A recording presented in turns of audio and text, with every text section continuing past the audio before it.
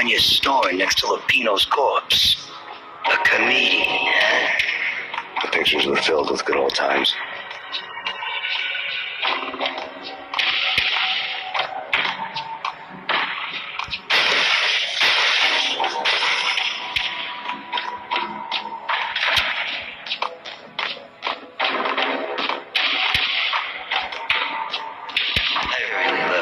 Cartoons. Captain Baseball Bat Boy's my favorite.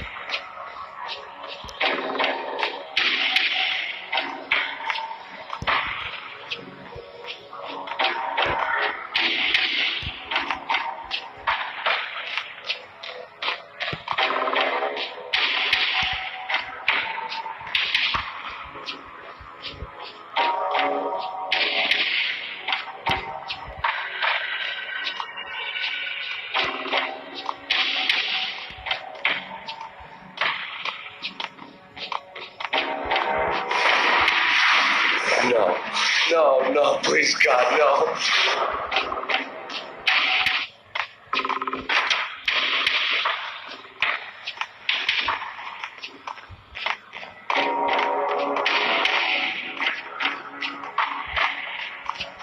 Slice them, dice them, shoot them full of holes, blow them to bits, vaporize them, disintegrate them. No matter what you do, they'll still be that good as new. Michelle's diary lay on the table. Michelle was working part-time in the district attorney's office. Her diary was open on today's entry, her handwriting all pretty curves. An army dossier found its way to my desk yesterday. Valhalla? Isn't that a Norse myth? Something about Vikings? I tried to tell Max about it, but he was busy, that cute frown on his brow. Guess it's nothing, just a mix-up at the courier service. From now on, I would always find time for her. It was a hollow promise. Too little, too late.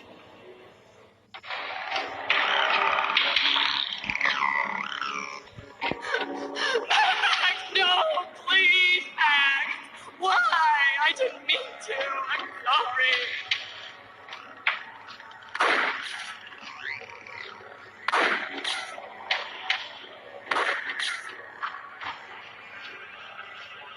Murderer! You killed her!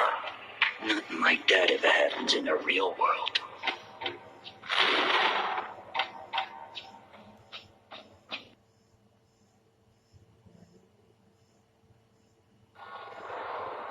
I woke up in a bad dream. My head felt 2 sizes too small for my brain. Max Payne, I envy your name. And the killer was smiling. Pleased to meet you. I'm Frankie the Bat Niagara. Niagara, as in you cry a lot. He had a baseball bat and I was tied to a chair. Pissing him off was the smart thing to do.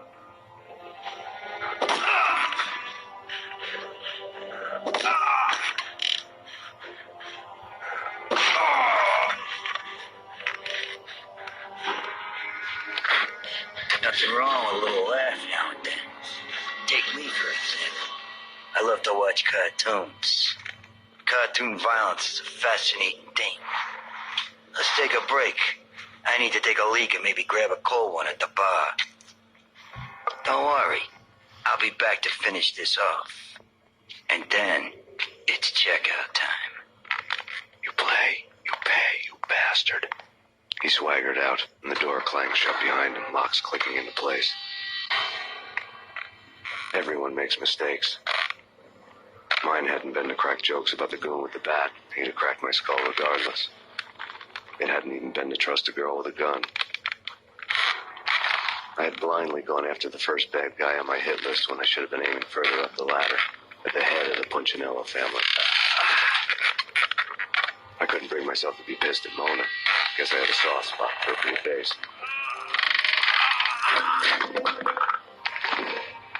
But when somebody decides to play baseball with your head, you tend to get sore. They had dragged me back to the basement of Lupino's hotel. I was beaten, bruised, and blue. I felt like the chair I had broken to get free.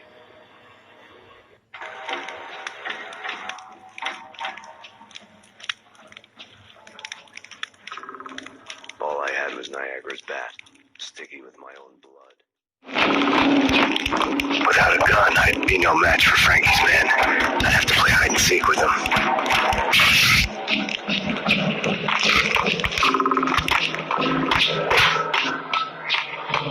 It's Frankie's turn. We'll take care of it. Hey!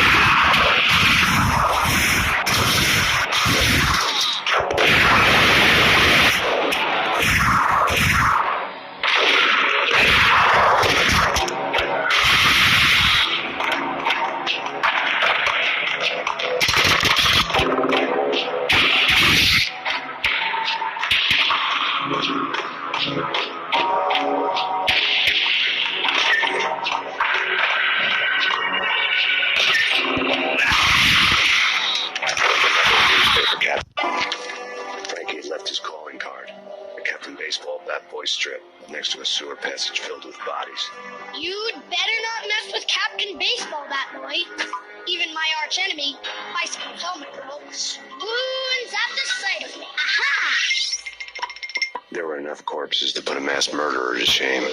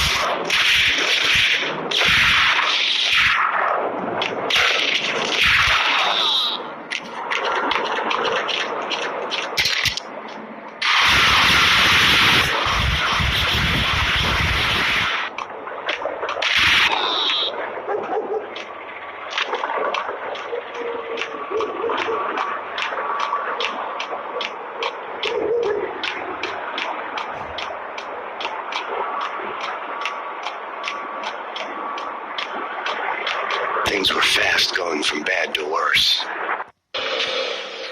The men in blue had come and gone. They had decorated the place with chalk outlines and tied it together with yellow tape. The cops who had stayed behind were dead. Frankie, his boys, and I had the place all for ourselves.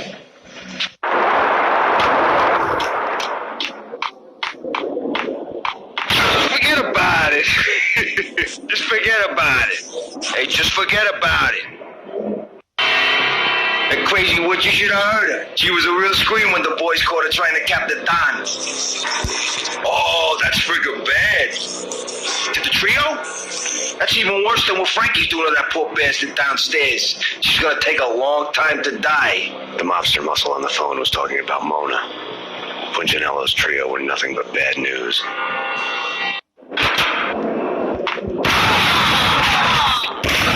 The Punchinello didn't like me much. The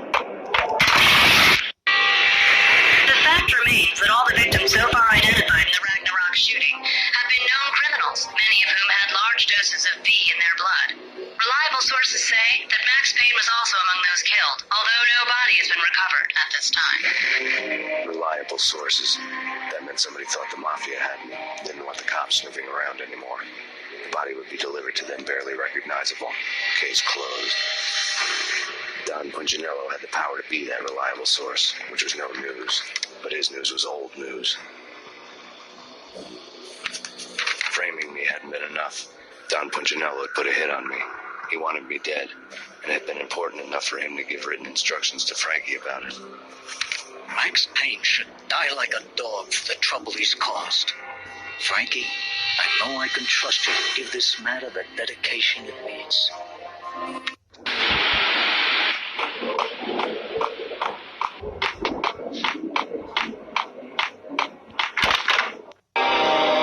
The hotel bar was fast developing quite a history.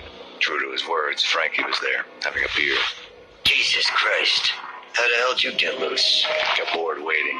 Thought, what the hell, we could just as well finish this here. Fine by me.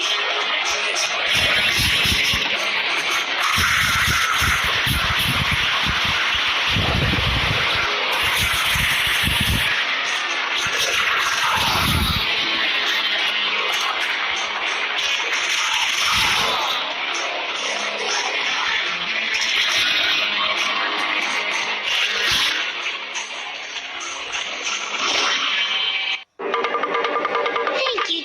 You've been a lovely audience. Had enough? I don't play with girls anyway. Unfair! I spotted the tail as soon as I left the hotel. A big black Mercedes. I'd seen the car before. At the time, it had heralded impressive explosions.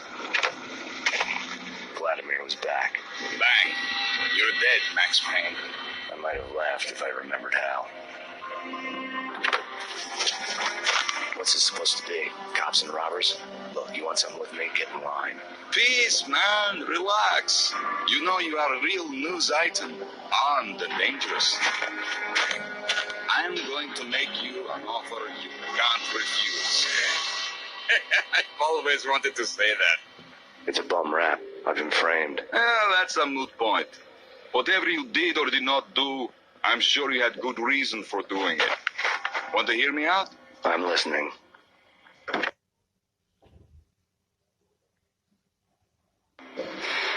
Punchinello messing with V is bad for business all around. But that's not all. There is this guy, Boris Dime, used to pull jobs for me. He's the captain of the cargo ship Charon.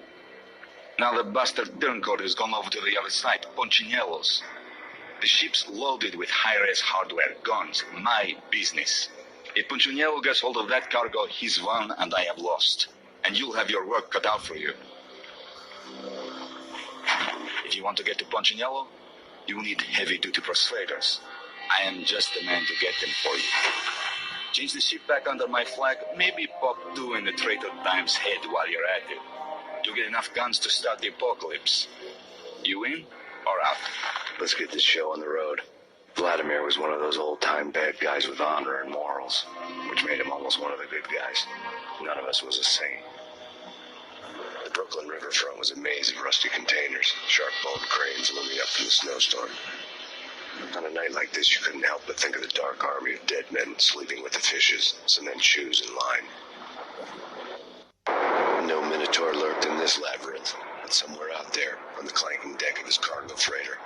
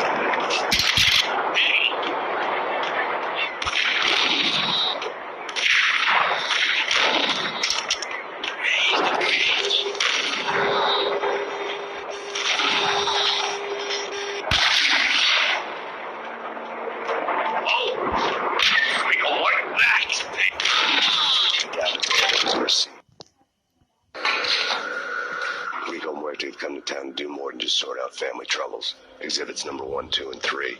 Briefcase of money, a sniper rifle, and an envelope with one word neatly printed on a folded piece of expensive paper. Mayor. It didn't sound like a Mafia contract at all. It was too cold and too